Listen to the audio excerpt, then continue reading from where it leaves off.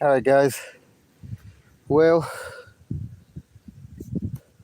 we are down to this one here. I'm going to cut this limb on this one right here.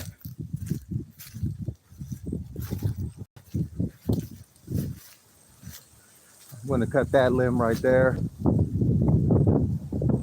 And probably all these little stuffs around the tree. All these, probably just cut them off. That's probably going to be it. I don't want to do too much because I don't have a actual pole saw. I just got a string trimmer with a chainsaw attachment at the end, which will let me get a little bit up there, but not all the way. Not as much as I'd like anyway. So we'll just do as much as I possibly can here from the ground.